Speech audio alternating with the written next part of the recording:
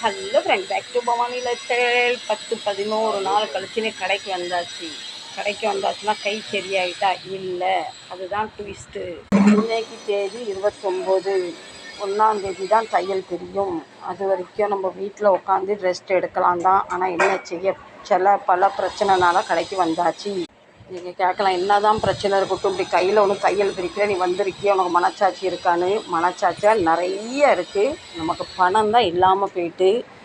எங்களுக்கு 25ஆம் தேதி கடை வாடகை கொடுக்கணும் பார்த்தீங்களா. எங்கள் கடை முதலாளி ஒரு வாரமாக ஃபோன் பண்ணி இன்னமும் நாங்கள் வீட்டில் ரெஸ்ட் எடுத்து ஜாலியாக இருக்க மாதிரி ரொம்ப ஒரு மாதிரி பேசிட்டாரு. மனச்சாட்சி இருந்து ஒரு மண்ணுக்கு இல்லை. மனச்சாட்சி நம்ம கஷ்டத்தில் உதவாது. மாதம் கரெக்டாக 25லேருந்து 30ஆம் தேதிக்குள்ளே அவருக்கு நாங்கள் சம்பளத்தை வாடகையை கொடுத்துருவோம். உனக்கு ட்ரீட்மெண்ட் பண்ணுறதுக்கெலாம் பணம் இருக்குல்ல, அப்போ வாடகையும் கொடுக்க மாட்டேங்கன்னு கேட்காரு. அது நியாயமானது தான்.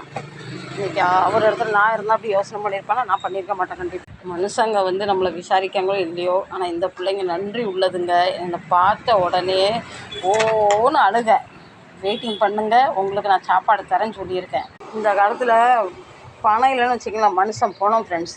நான் இப்போ இந்த அனுபவத்தில் நான் ரொம்ப பார்க்குறேன். நீங்கள் கேட்கலாம், இன்றைக்கி ஒரு நாளில் நீ வாடகை பணத்தை சம்பாரிச்சிருவேன்னு.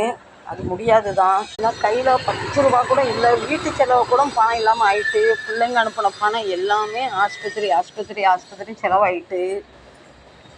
பிள்ளைங்க தந்த பணம் எல்லாம் ஆஸ்பத்திரி செலவாயிட்டு. சாப்பாடு கூட கஷ்டம் வந்துடும் போல். அதனால் என்ன ஆகுதோ ஏதாவதோ ஒரே நாளில் சம்பாதிக்க முடியாது. தினம் 10-100 சேர்த்து வச்சு அவருக்கு கொஞ்சமாவது கொடுத்துடலாம். நாங்கள் கடையை பார்த்து ஓடி வந்துட்டோம். நாங்கள் 2 பேருமே என்றைக்குமே எங்களுக்கு இப்படி இன்றைக்கி ஒரு நிலமை வரும்னு நாங்கள் நினச்சி பார்க்கல. யாருமே நினச்சி பார்க்க மாட்டாங்க. எனக்கு இப்போ இந்த வயசில் இப்படி ஒரு அனுபவம் கிடச்சிது. கடவுளை சீக்கிரம் என்னை தூக்கத்துலேருந்து எழுப்பி விட்ட மாதிரி நான் கடவுளுக்கு நன்றி சொல்கிறேன். இன்றைக்கி என் குடும்பத்தை யாருமே சந்தோஷமாக நிம்மதியே இல்லை. 2 பிள்ளைங்களும் பயங்கர கஷ்டப்படுறாங்க. ரொம்ப கஷ்டமாக இருக்குது.